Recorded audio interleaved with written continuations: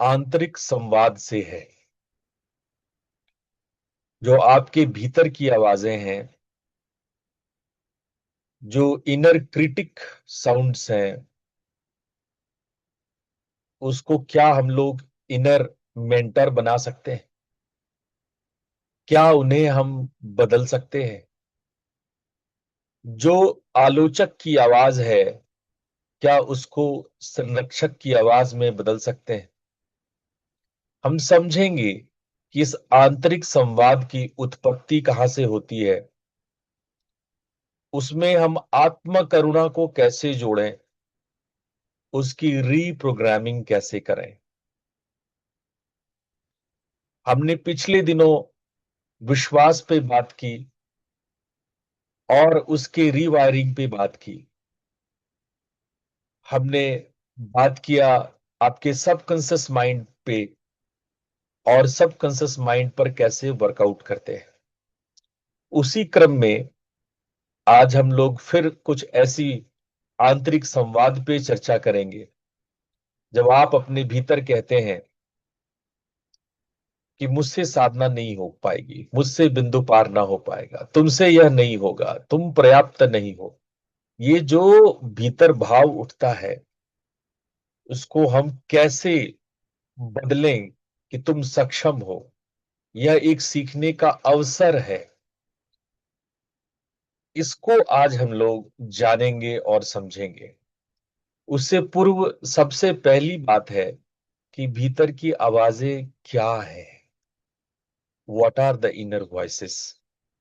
हम सभी के भीतर एक निरंतर संवाद चलता है।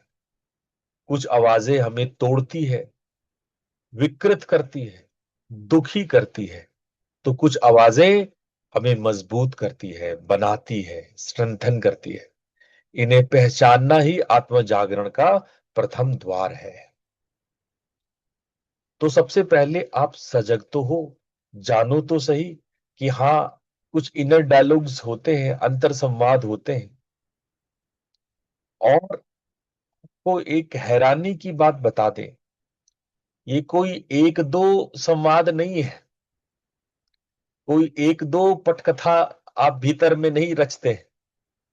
हम प्रतिदिन 50,000 से 70,000 संवाद करते हैं। सोच लो, 50,000 से 70,000 संवाद आप करते हैं।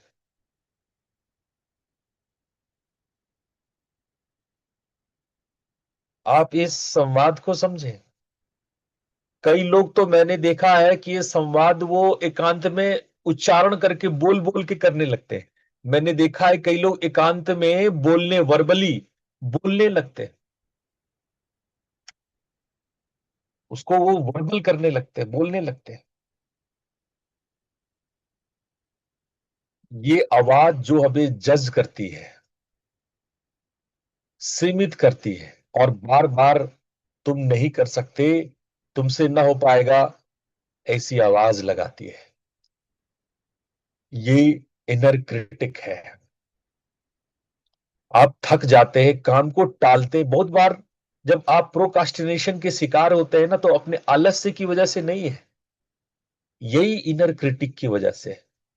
आपको लगता होगा मेरे अंदर तमस बहुत ज्यादा है, इसलिए मैं हर काम को टालता हूं। पर हो सकता है कि आपका शत्रु आपका आलस्य ना ये इनर क्रिटिक साउंड्स हो सकता है जिस आपकी कमजोरी, आप कोई काम को लगता है कि बहुत टफ है, बचने छिपने हटने का मन करता है, तर्क कुतर्क करने लगते हैं। तो हो सकता है इसके पीछे कोई आंतरिक आलोचक हो। आप पहचानिए। हम आपको कह रहे हैं कि आपके भीतर एक इनर मेंटोर हो। देखो, गुरु कोई बाहर नहीं है। ऐसा मत सोचो कि ये शरीर गुरु है आपका। ये शरीर आपका गुरु जी नहीं है। गुरु तत्व आपके भीतर है। मैं तो बस उसको जागृत करने की कोशिश कर रहा हूं। मैं तो अपने जले हुए दिए से आपके दिए को जलाने की कोशिश कर रहा हूं।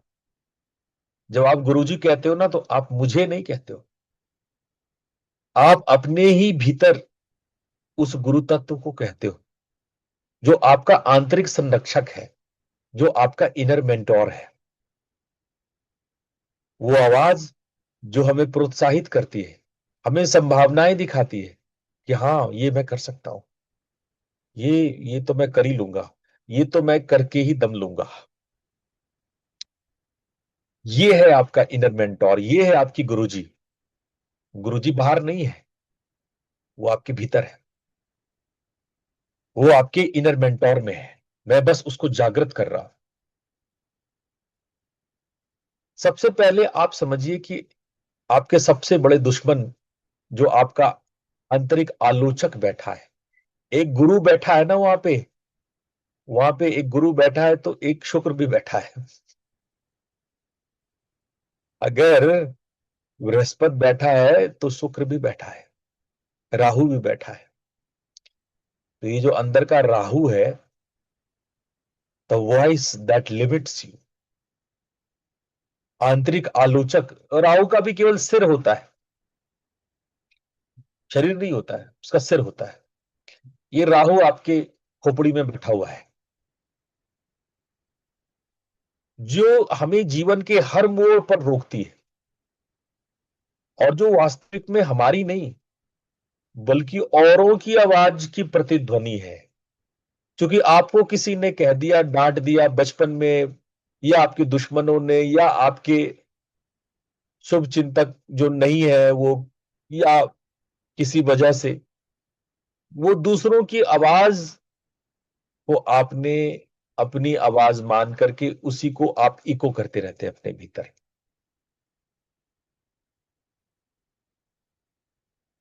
आप सोचते हैं बार बार कि देखो मैं कितना बेकार हूं, मेरे से कितने लोग आगे हैं, मैं अब तक इस उम्र में इतना ही कमा पाया, देखो मेरे मित्र लोग, मेरे और बाकी लोग कितना कमा करके बैठ गए। अरे लोगों ने तो दो दो घर और कार बंगले कोठियां खड़ी कर ली। आपके अंदर में जो ये न्याय है, न्याय करने की बात है, कि चूंकि तुम तुलना करते हो और तुलना करके दुखी होते हो।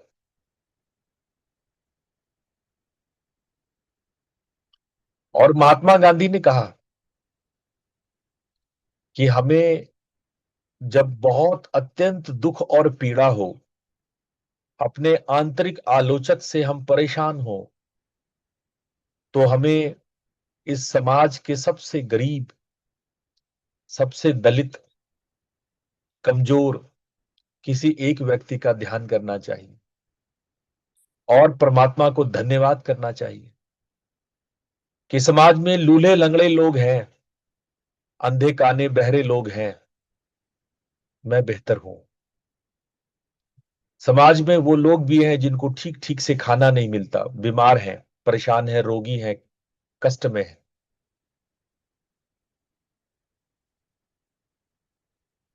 जब आपका आंतरिक आलोचक तीव्र वेदना दे रहा हो, पीड़ा दे रहा हो, तब आपको ऐसा सोचना चाहिए, ऐसा महात्मा गांधी ने कहा। एक पुरानी टेप है जो बार बार कहते हैं ना, रील फंस गया, वही बार बार रिपीट कर रहा है, वही बार बार रिपीट कर रहा है। ये पहले भी हुआ था, अब भी होगा, मुझे पता है ऐसा ही होना है, मेरे को फेल ही होना है। अरे भाई, तुम बदल नहीं सकते। या आपके भीतर कोई डर बैठा हुआ है, कुछ आपदा चिंतन है कि जरूर कुछ गलत हो जाएगा। अभी हो सकता है कि गैस से थोड़ा सा आपको कभी कभी छाती में दर्द होने लगता है। भाई लोग कॉल, गुरुजी मेरे को कोई हार्ट डिजीज, कोई हार्ट अटैक तो नहीं आने वाला है, गुरुजी फोन करके कॉल कर रहे हैं मेरे को, गुरुजी मेरे को हार्ट अटैक तो नहीं होने वाला है, मेरे यहाँ पे हृदय में पेन सा, अब बोले भाई गैस बन रहा है, भाई जाओ ठीक से टहल टुल के आओ। ठीक है। आप जो है ना, आपके भीतर एक ट्रॉमा है कि कुछ बड़ा हो जाएगा, कुछ गलत हो जाएगा। इंटरव्यू देने जा रहे हो, एग्जाम देने जा रहे हो, मैं असफल हो जाऊंगा। ये जो ट्रॉमा है आपके भीतर, ये आपको सीमित करता है।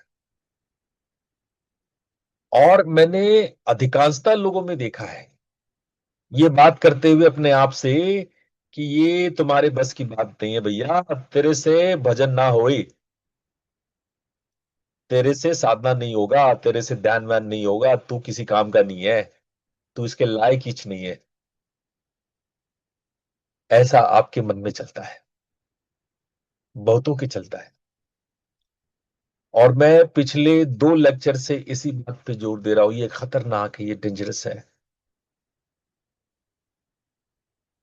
आप तुलना करते हो, अरे फला की साधना तो बड़ी अच्छी हो रही है,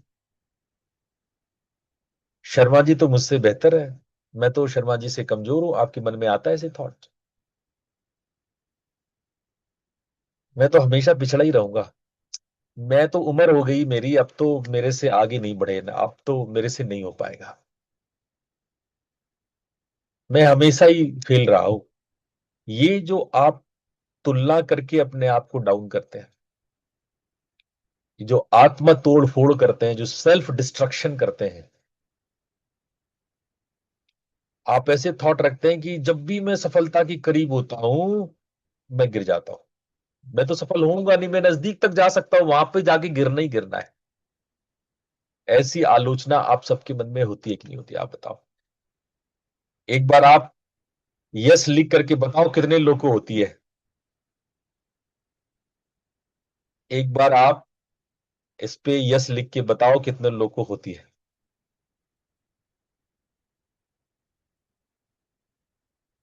आप चैट पे लिख के बताओ कितने लोग को होती है कि नहीं होती है, बताओ। और इसमें कोई बात नहीं होती है तो हम तो इसका एक तरीका निकालेंगे ना, हम लोग इसके उपाय को कर रहे हैं, इसमें कोई ये सोचने की बात नहीं है कि मैं लिख दूंगा तो क्या होगा, ऐसा कुछ नहीं है, सबके मन में ये भावना आता है। इसको पहले स्वीकारो, मैं इसलिए लिखवा रहा हूं। पहले एक्सेप्ट को तो करो कि तुम्हारे अंदर में आंतरिक आलोचक है, एक्सेप्ट ही नहीं करोगे तो आगे उसका सोल्यूशन कैसे निकलेगा। पहले इस बात को स्वीकार तो करो कि हाँ है मेरे मन में ये प्रॉब्लम, ये मेरी प्रॉब्लम है, तो उसका सोल्यूशन देखेंगे ना। मैं 3 दिन से एक ही चीज पढ़ा रहा हूं, आप गौर करो, मैं हर रोज घुमा फिरा कर एक ही बात कर रहा हूं कि हाँ भाई, और मैं बार बार आपसे कह रहा हूं कि भाई पहले इसको एक्सेप्ट करो, भाई है मेरे अंदर। अब आगे बताओ गुरुजी, आगे क्या करना है, मान लिया ये है। अगर आपको ये बात तार्किक लगती है, आपको लगता है कि हाँ निश्चित रूप से आपके भीतर में ये भाव है, तो आपको क्या करना है, अब आप अपने भीतर गुरु को स्थापित करो, अपने इनर मेंटोर को स्थापित करो, अपने भीतर के गुरु तत्व को आपको जागृत करना है, जिसको कहते हैं इनर मेंटोर, आंतरिक संरक्षक। आंतरिक संरक्षक क्या है, इनर मेंटोर क्या है? वो बुद्धिमान करुणामय आवाज जो हमारे भीतर सदा से मौजूद है। ऐसा नहीं है कि मेरे आने से ऐसा हो रहा है, आपके भीतर हमेशा से है, बचपन से आवाजें लगा रहा है, वो सदा से है, सदैव है आपके भीतर। बस उसको आपको जगाना है। वो आपके आलोचक के आवाज में, कृटक, इनर कृटक के आवाज में वो दब गया है, उसकी शोर में वो दब गया है।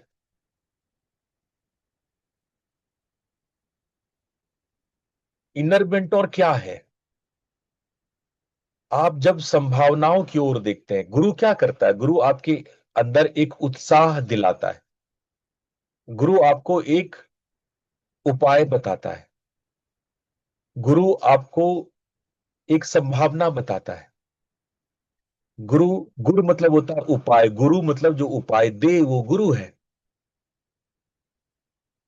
गुरु आपके अंदर आशा का दिया जलाता है, और गुरु कहता है कि इस अनुभव से तुम कुछ सीख सकते हो।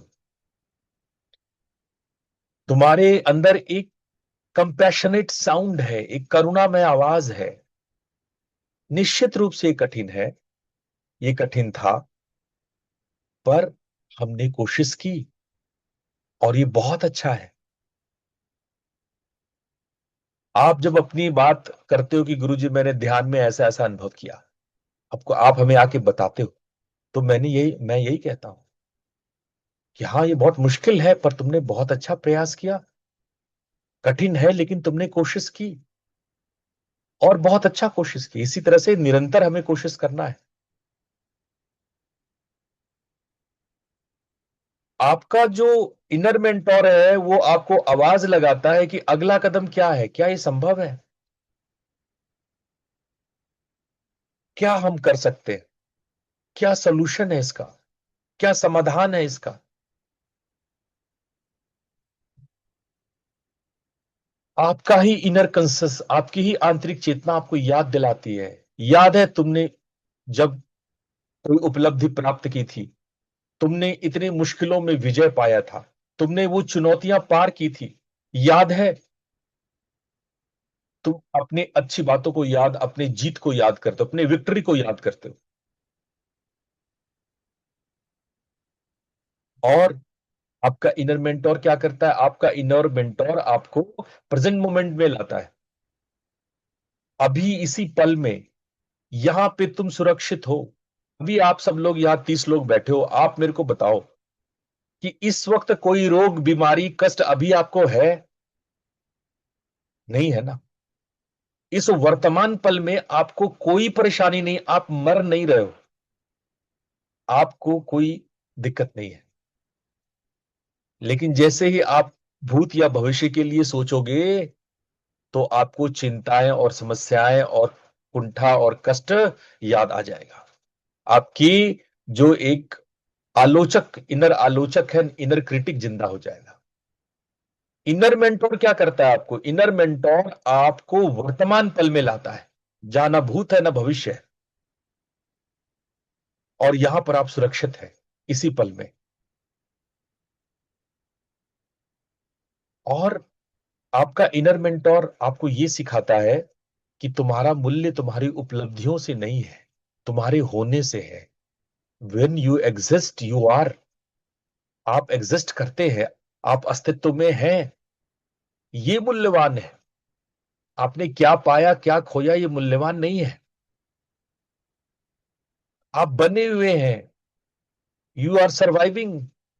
आप सर्वाइव किए हैं, ये मूल्यवान है। आपके भीतर इन्हीं 6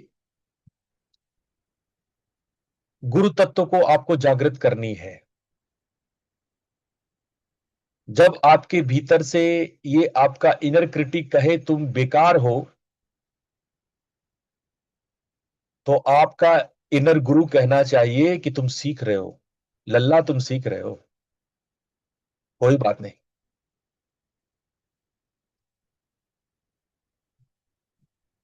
जब आपका फोकस आपकी गलतियां गिनाता है,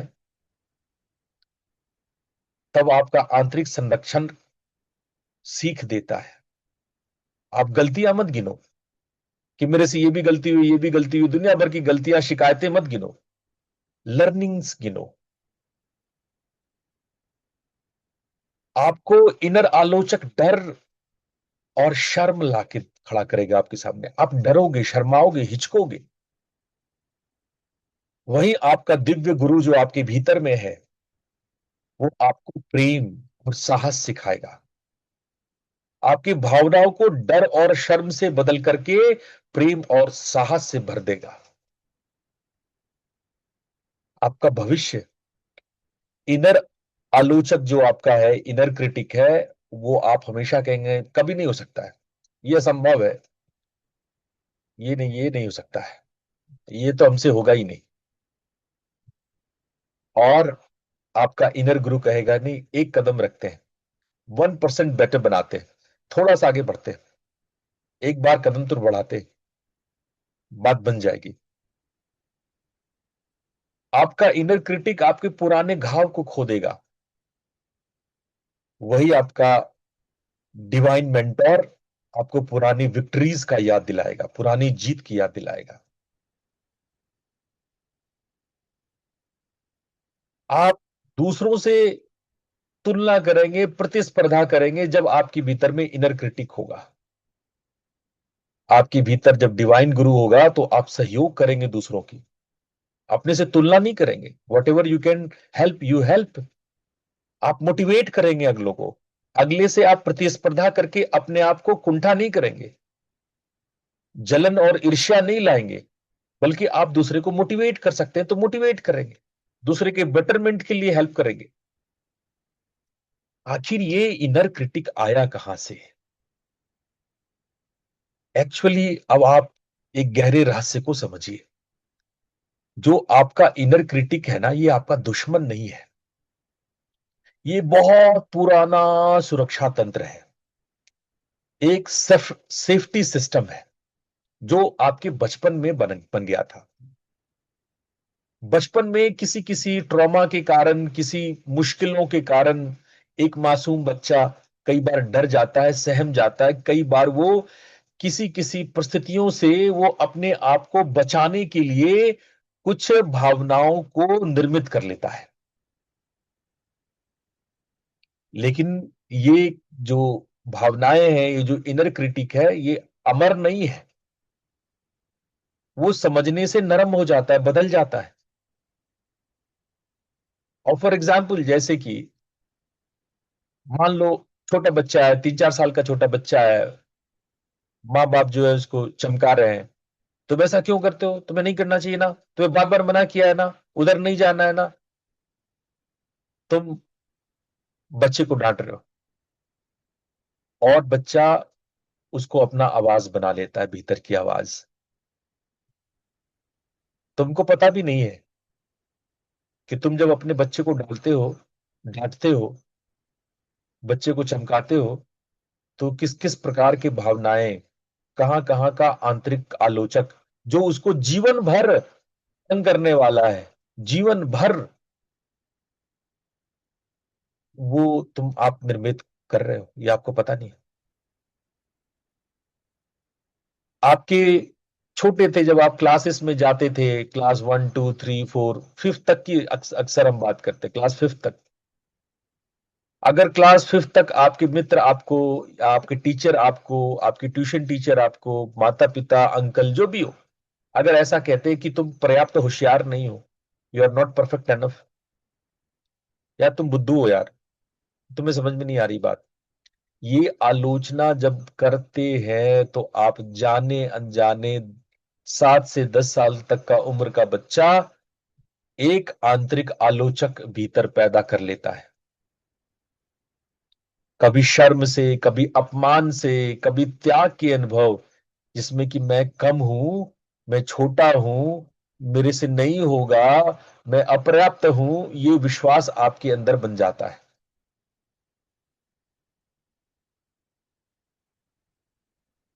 और बहुत सारे गार्जियन बड़े परफेक्शनिस्ट होते हैं, हर चीज परफेक्शन में चाहिए, और उस परफेक्शन के चक्कर में बच्चे के मन में इनर क्रिटिक आ जाती है कि अच्छा होना काफी नहीं है, एकदम श्रेष्ठ होना चाहिए, एकदम परफेक्ट होना चाहिए। देखो शर्मा जी का लड़का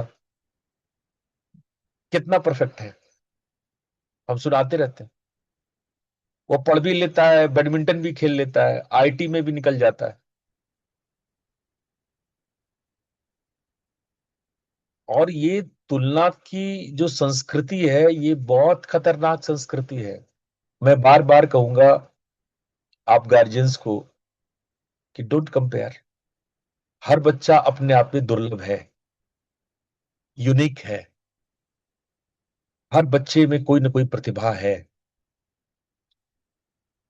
लेकिन जब आप तुलनात्मक दृष्टिकोण से लालन पोषण करते हो, अपने मन में पहले से ही सोच लिया कि बच्चे को डॉक्टर बनाना है, बच्चे को इंजीनियर बनाना है, बच्चे को बिजनेसमैन बनाना है, लखपति करोड़पति बनाना है, वास्तव में आप अपने बच्चे के भीतर एक खतरनाक आलोचक पैदा कर रहे हो।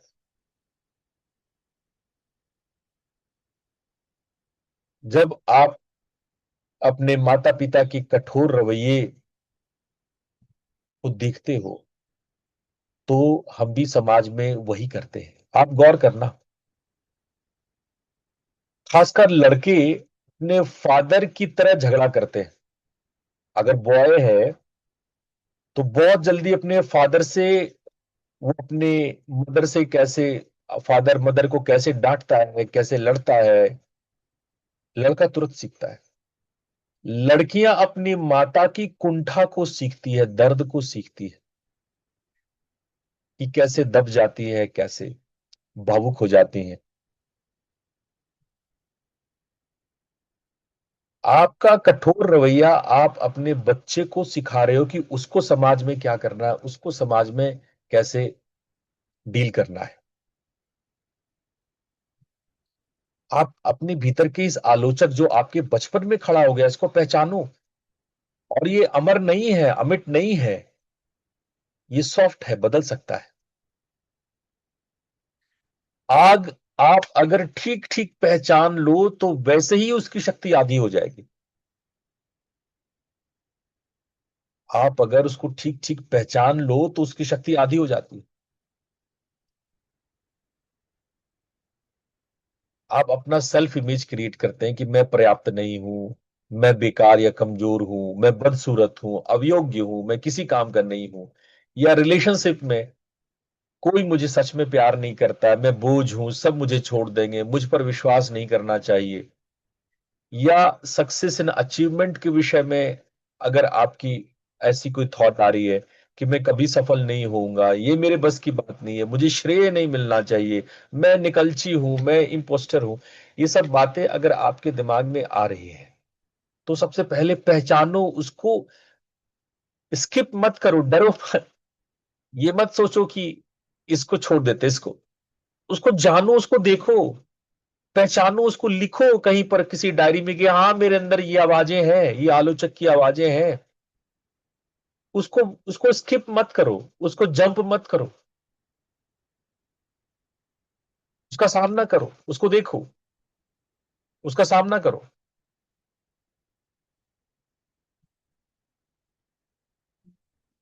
और आप अपने भीतर के संरक्षक की आवाजों को ज्यादा बोल्डली सुनो और उस पर मनन करो। उसको रिक्रिएट करो, अगर नहीं आता है तो अपने मन में उसको दोहराओ। जब आपके मन में आएगा तुमसे ये नहीं होगा, तो तुम अपने भीतर ये बात लाओ कि तुम इसे सीख सकते हो यार, ये इतना भी मुश्किल नहीं है। थोड़ा थोड़ा करके करते हैं, एक कदम, एक बार में एक कदम करते हैं। जब आपका आलोचक कहेगा कि तुमने फिर गलती की, तो आप अपने भीतर दोहराओ कि हर गलती एक गुरु है यार, हर गलती से हम कुछ सीखते हैं, हम आगे बढ़ रहे हैं।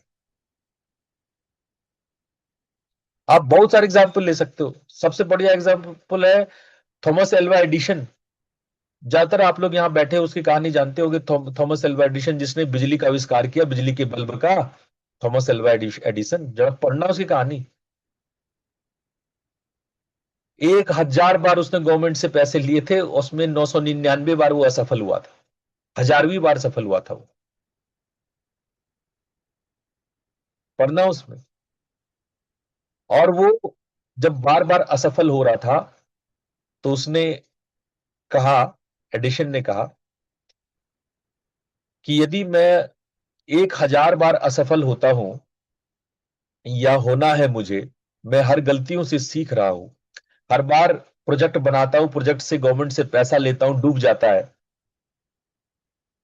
तो हो सकता है कि 500 बार, 600 बार, 700 बार, 800 बार, 900 बार, एक बार तो होगा कि हम पार हो जाएंगे। पढ़ना उनकी कहानी। वो कहते थे कि मेरी 1999 बार की असफलता असफलता नहीं है, वो स्टेप्स थे सफल होने के। आप सीख सकते हो उनसे कि अंतर संरक्षक कैसा होता है। जब आपके भीतर आता है कि मुझे कोई पसंद नहीं करता, तो आप अपने भीतर कहो कि तुम प्रेम के योग्य हो, तुम जैसे हो वैसे बहुत अच्छे हो। जब आपका आलोचक कहे कि यह स्थिति भयानक है भाई, ये इट्स डेंजरस, अब तुम गए, अब तेरा कुछ नहीं हो सकता, तब तुम कहो कि हाँ ये कठिन है, माना कि कठिन है, पर ये भी गुजर जाएगा, इसको भी हम पार कर लेंगे। जब आपके अंदर तुलना आए कि दूसरा मुझसे बेहतर है, तो आप अपने मन को समझाना कि उसकी अपनी यात्रा है, मेरी अपनी यात्रा है, वो अपनी गति से बढ़ता है, मैं अपनी गति से बढ़ता हूं। सबसे पहले तो है कि हम आलोचक को पहचानेंगे कैसे। पहचानना ही शक्ति है। जिस दिन पहचान लिए आधी बाजी जीत गए। और उसका नाम दो आलोचक। जैसे ही आलोचक आया उसको कोट करो। देखो मेरा इनर आलोचक जिंदा हो गया, अब मेरा इनर आलोचक बोल रहा है। ये देखो राक्षस पैदा हुआ, ये देखो मार पैदा हुआ। आप उसको नाम दो। जब आप उसको कोट करोगे, उसको नाम दोगे, तो उसकी शक्ति कम हो जाएगी अपने आप। अब जैसे कुछ तो ऐसे छद्म राक्षस है, ऐसे कुछ धोखेबाज दैत्य पिशाच आपके भीतर में है कि आप कंफ्यूज हो जाएंगे कि ये आलोचक की आवाज है कि संरक्षक की आवाज है। जैसे मार कहेगा कि मुझे हमेशा परफेक्ट होना चाहिए। अरे भाई, ये आलोचक की भाषा है, फंसना मत।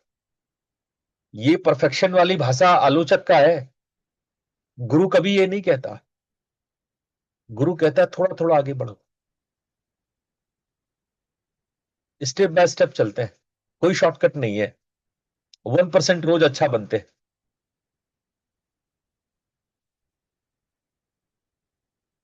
जब आपको कोई दूसरा बेहतर लगने लगे, अपने आप को आप छोटा महसूस करने लगे, तो आप अलर्ट हो जाना कि अरे भाई, कोई राक्षस पैदा हो गया, कोई भीतर दैत्य पैदा हो गया। देखो, दुनिया में कुछ भी ब्लैक एंड व्हाइट नहीं है।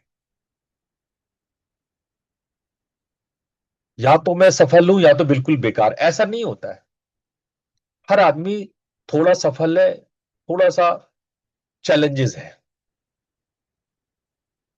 कोई आदमी हमेशा सफल नहीं होता है या हमेशा बेकार नहीं होता है। कोई हमेशा बुरा या हमेशा अच्छा नहीं है।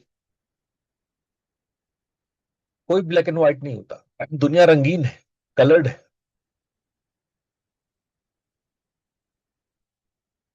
जो सबसे बड़ी बात है, जो हम अक्सर लोगों में हम देखे हैं कि ये मार आता है अतीत से, आपके पास्ट से। आप किसी चीज को बार बार याद करते हैं, स्वयं को दोष लगाते हैं और फंसते हैं।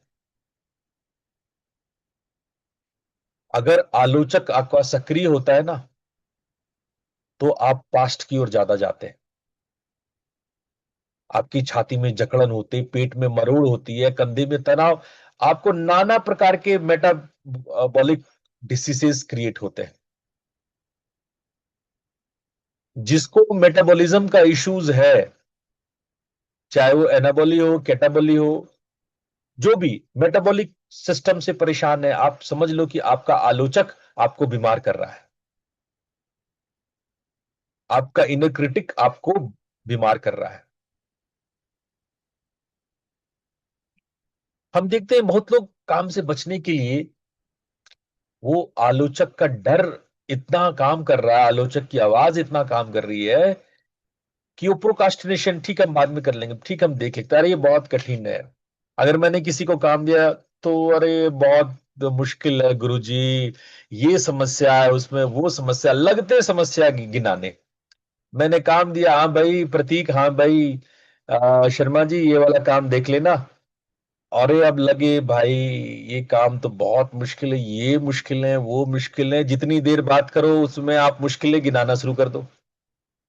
जब आप मुश्किलें गिनाना शुरू करते हो, तो मैं समझ जाता हूं कि आपका गुरु अंदर से मर रहा है, आपका गुरु तत्व कमजोर है। जब आप मुश्किलें गिनाते हो, तो मुझे लगता है कि आपके भीतर का आलोचक जिंदा हो गया है। जब आप काम को टालते हो, तो हमको लग जाता है कि हाँ, ये बहुत मुश्किल बता रहे हैं, बहुत कठिन बता रहे हैं, इसका मतलब कि गए काम से ये राक्षस पैदा भीतर हुआ। तो अपने संवाद को बदलिए। मेरे से बोलने के लिए नहीं, अपने आप से बोलने के लिए। किसी और से बोलने के लिए नहीं, खुद से बोलने के लिए। ये कौशल है, इसको सीखा जा सकता है। हर बार जब आप आलोचक को पकड़े, तो आप अपने भीतर के गुरु को जिंदा करें। अपने दिव्य गुरु की कल्पना करें। इससे आप न्यूरो प्लास्टिसिटी, यानी नवीन तंत्रिका पथ को बनाएंगे। जैसे ही आलोचक की आवाज सुने 3 बार गहरी सांस लें। STOP आप लोग को सिखाया था ना पिछली बार। 3 बार गहरी सांस लें और आप वापस फिर से आए। उसको नाम दीजिए, दैत्य, राक्षस, पिशाच, ऐसा कुछ नाम दीजिए। उसको निमिट, उसको बोलिए कि मेरा आलोचक बोल रहा है, ये भय या पुरानी टेप, कुछ नामाकरण दें, उससे दूरी बनाए। ये नामाकरण अपने आप दूरी क्रिएट करता है। एक बार नामाकरण करके देखो, एक बार नोटिस करके तो देखो, नोटिफाई करो, उसका नाम दो, जांचिए उसको, रियलिटी चेक कीजिए। क्या यह 100% सही है? क्या कोई सबूत है? क्या मेरा मित्र यही कहेगा? क्या मैं किसी बच्चे को अगर समस्या है तो मैं यही समझाऊंगा? अपने भीतर के मेंटोर को इन्वोक कीजिए, अपने भीतर के गुरु को जागृत कीजिए। आप सोचिए कि अगर ये समस्या गुरुजी के सामने होती, गुरुजी क्या बोलते? अगर मेरे से आपका संवाद है तो आप मेरे को अपने भीतर जीवित कीजिए और पूछिए कि अगर गुरुजी होते तो क्या उत्तर देते।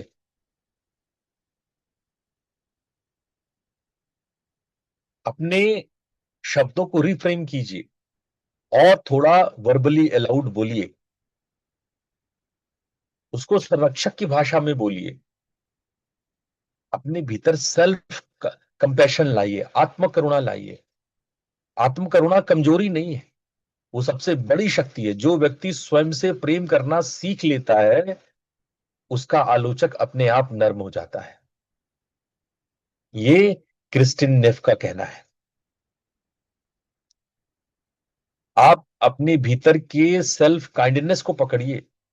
स्वयं के साथ वैसा व्यवहार करें जैसा अपने प्रिय मित्र के साथ करते हैं।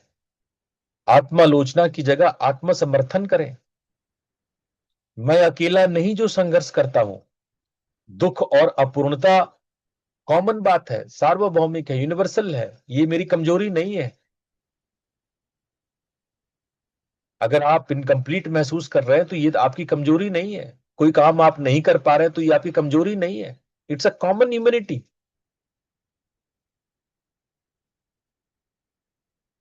भावनाओं को आप दबाएं नहीं, ना बढ़ा चढ़ा के देखें, बस उसको एक साक्षी की तरह देखें। माइंडफुल अवेयरनेस डेवलप करें। आपके भीतर एक प्यारा सा मासूम बच्चा है। एक एक आंतरिक आलोचक, एक घायल बच्चा है। एक चिढ़ा हुआ, छोटा सा रूठा हुआ बच्चा है। जब आपके अंदर मार आए तो मार को कोई बहुत भयानक राक्षस मत बनाओ। एक रूठा हुआ प्यारा सा बच्चा है, एक मासूम सा बच्चा हुआ है। आप अपने बचपन को, 3 साल की उम्र के किसी बचपने को याद करना, जब आप 3-4 साल के हो गए, तो वैसे ही अज्यूम करो इनर आलोचक को।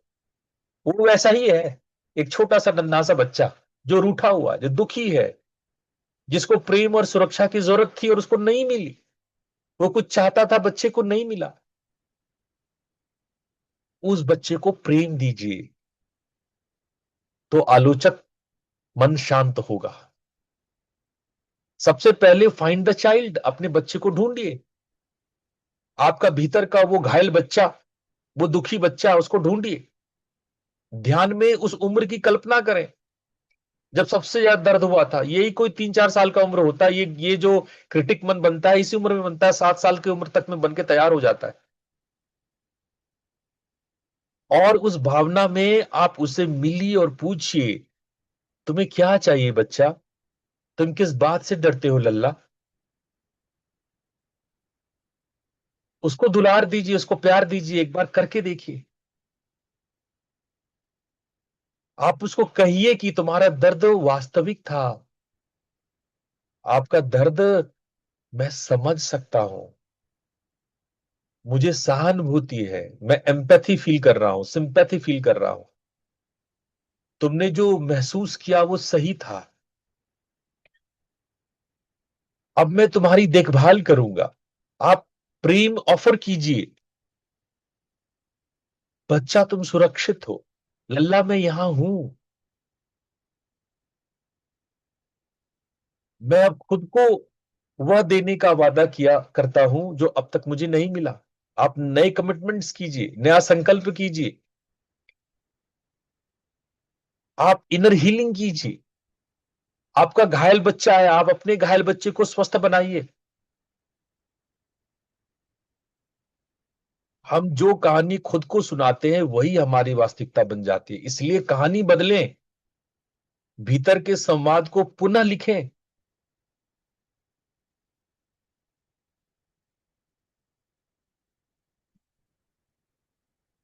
जैसे कि मैंने कहा कि आप पहले नाम दें, नामाकरण करें। उस विचार से दूरियां बनाएं। नोटिस करें इस तरह के विचारों को। लंबा गहरा श्वास ले छोड़ें, उसको स्टॉप करें।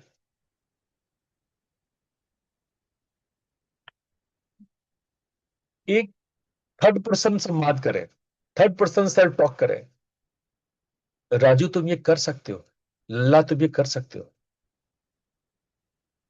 खुद से एक थर्ड पर्सन डेवलप करे अपने भीतर, एक गुरु डेवलप करे अपने भीतर। जब आप एक थर्ड पर्सन को अपने भीतर डेवलप करेंगे, जो बार बार तुम्हें प्यार से लल्ला राजू ऐसे करके बुलाएगा, तो आप अपने भीतर को वर्कआउट करेंगे। डाउनवर्ड एरो टेक्निक, ये क्या है? जब आपके भीतर आता है भाव कि मैं असफल हो जाऊंगा, तो पूछो उससे और क्या। उसके साथ डाउनवर्ड एरो में जाओ, ठीक है चलो तुम्हारे साथ नीचे चलते हैं, चल कहां तक तू गिरेगा, ऐ मेरे मार, ऐ मेरे दुष्ट राक्षस, कहां तक तू गिरेगा, चल तेरे साथ गिरते हैं। हाँ और बताओ क्या, लोग हंसेंगे, फिर क्या होगा? आप उसके साथ भीतर जाते जाओ। हाँ ठीक है चल ये हुआ, तब उसके आगे क्या होगा? क्या होगा? फिर क्या होगा? जब तुम उसके मूल पे जाओगे देखोगे कि कुछ नहीं, सब खत्म। ये हवा हवा था, उसका कोई जड़ ही नहीं था, उसका कोई आधार ही नहीं था। इसको बोलते हैं डाउनवर्ड एरो टेक्निक। फिर दूसरा है कॉग्निटिव रिफ्रेमिंग। आप रिफ्रेम करते हैं। आप जब आपके मन में आता है कि दिस इज डेंजरस, भाई भाई हम फंस गए, अब तो गए हम, इसके बजाय उस समय कि मैं, ये कठिन है लेकिन मैं इससे कुछ सीख सकता हूं, आप रिफ्रेम करो। उस आवाज को बदल दो, वहीं पे रोको और बदलो। एक और बहुत इंटरेस्टिंग टेक्निक है जिसको कहते हैं कॉम्पसनेट लेटर। अपने आलोचक को एक पत्र लिखें कि मैं तुम्हारी चिंता समझता हूं, पर अब मुझे तुम्हारी सुरक्षा की जरूरत नहीं है। लिख करके एक लेटर बनो, भले उसको फाड़ के जला दो। अपने अंदर के जो इनर मेंटोर है, गुरु है, आपके दिव्य गुरु, उसका नाम रूप और आवाज तय करें। और जब जरूरत है उन्हें बुलाए, आवाहन करें। ये आपके इष्ट देव हो सकते हैं, ये आपके गुरु हो सकते हैं। कोई भी इष्ट भगवान, जो आपको कोई भगवान, आप मित्र गणेश बोल सकते हैं, मित्र कृष्ण बोल सकते हैं, सखा कृष्ण बोल सकते हैं, बाबा भोले बोल सकते हैं। अपने दिव्य इष्ट देवताओं को आप संरक्षक का नाम दें, उनका रूप दें और उनकी आवाज तय करें। आप देखेंगे कि उसी आवाज में आपको संबल मिल रहा है। मैं आप लोगों को बहुत सारे प्रैक्टिसेस करा रहा हूं आजकल। ये सारे प्रैक्टिसेस जो मैं आप लोग को करा रहा हूं, ये आप लोग को बदलने के लिए ही है। आपकी इनर मानसिक संरचना को बदलने के लिए ही मैं 10 बिंदु भेदन क्रियाओं को करा रहा हूं। मैं आप लोग को सोहम ध्यान करा रहा हूं, कल जो से मैंने कराया था। मैं आगे आने वाले समय में साक्षी और मिथ्या ध्यान भी कराऊंगा। मैं आप लोगों को अलग अलग प्रैक्टिसेस में ये सारी चीजें नित्य करा रहा हूं। इसलिए अब आप अपने मन को बनाएं स्ट्रांग, और अपने मन के दैत्य को हरा करके अपने आप को शक्तिशाली बनाइए।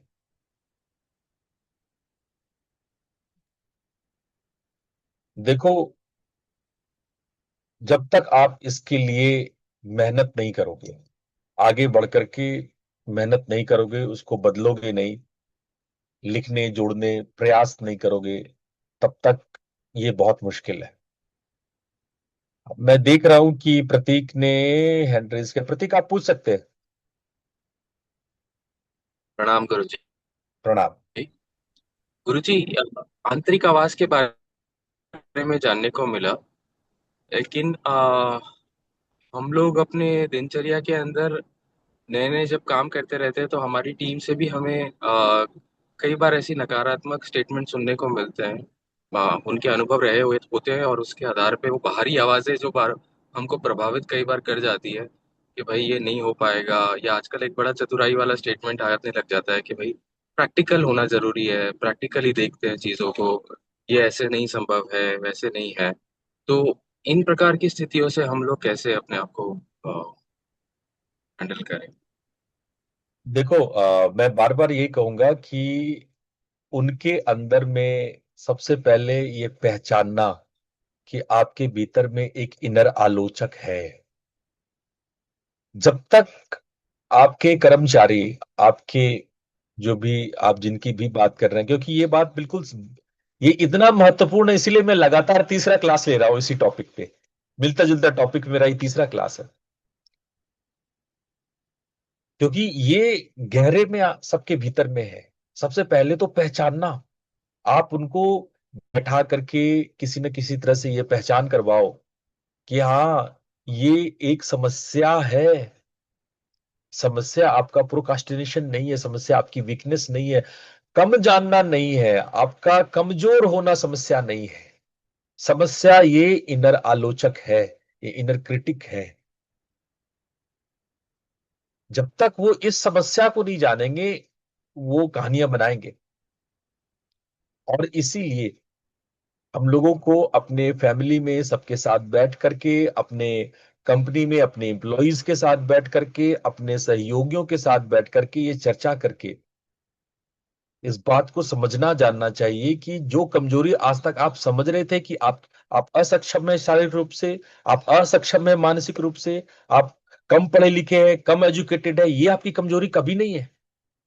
It is never ever is a problem.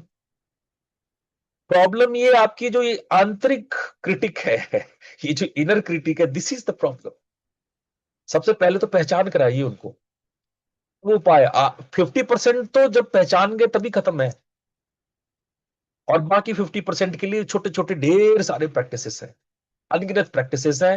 According to situation, according to आपका कंडीशन कैसा है, किन लोगों को किस तरह से कराना है, उसके ऊपर डिपेंड करता है।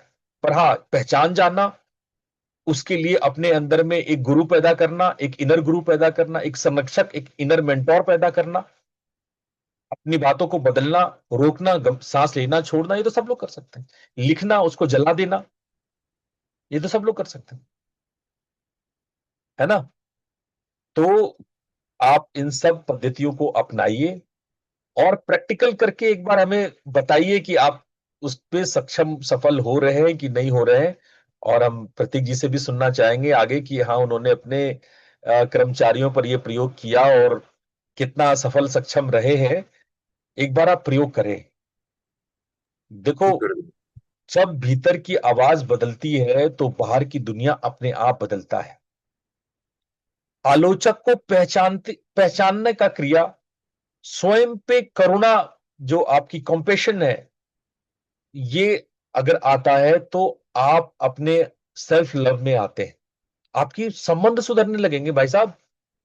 आप ज्यादा बेहतर निर्णय लेने लगेंगे। आप अपने शरीर में हल्कापन महसूस करेंगे। ये जो दैत्य पिशाच राक्षस आप पे चढ़ा हुआ था, आपकी बहुत सारी बीमारियों का कारण था।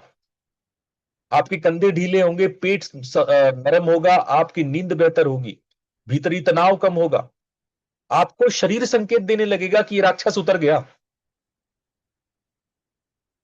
आपकी रचनात्मकता लौट आएगी, आप क्रिएटिव हो जाओगे। आपकी कला, आपके लेखन, आपके विचार, सब में क्रिएटिवनेस ना आएगा। ये ऐसी चीज है कि आप जैसे बदल गए, दुनिया बदल गई, सब कुछ बदल गया। तो मैं चलते चलते एक बात सबसे कहना चाहूंगा कि आप अपने भीतर के गुरु हैं। You are your own inner mentor.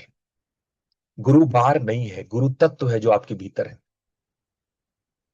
इस पुरानी आवाज को कि तुम कभी बदल नहीं सकते, इसको छोड़ करके मैं हर दिन बेहतर होता हूं, इस नई आवाज को जोड़ो। अपने भीतर के आलोचक को पहचानिए, उसको करुणा दीजिए, कंपैशन दीजिए, उस मासूम बच्चे की तरह, उस घायल बच्चे की तरह उसका इलाज कीजिए, स्वयं को और बिना शर्त के। अपने संरक्षक को बुलाइए, आह्वान कीजिए अपने इष्ट को, अपने भगवान को, अपने गुरु को। कठिन क्षणों में बुलाइए और सोचिए कि वो होते तो क्या बोलते, भगवान विष्णु मेरे सामने खड़े होते तो क्या बोलते। और अभ्यास से आएगा, दिस इज प्रैक्टिकल थिंग, ऐसा कुछ नहीं है कि मैंने बोल दिया और आपने सुन लिया समझ लिया। ये आएगा आपके अभ्यास से, निरंतर अभ्यास से। आप अभ्यास कीजिए इसके लिए। तो आज इतना ही। और हम उम्मीद करते हैं कि आप लोग मेरी बात को बहुत गहरे से सुन रहे हैं, समझ रहे हैं। मैं चाहता हूं कि आप सभी समझदार लोगों को एक साथ फोटो खींचूं, तो आप लोग ऐसा करें कि सब लोग थोड़ी देर के लिए आप लोग वीडियो ऑन कर लें, ताकि मैं देख लूं कि कौन कौन आज क्लास में है और ये फोटो को मैं मीडिया पे डाल सकूं।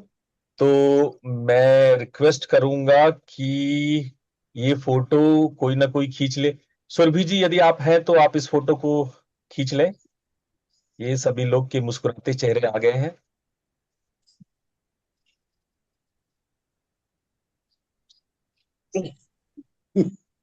इस धन्यवाद सब लोगों का। धन्यवाद, प्रणाम। धन्यवाद गुरुजी। धन्यवाद गुरु। प्रणाम। प्रणाम धन्यवाद। प्रणाम गुरुदेव। गुरु प्रणाम। जी। प्रणाम। प्रणाम गुरु। धन्यवाद। प्रणाम गुरुदेव। प्रणाम। प्रणाम। प्रणाम।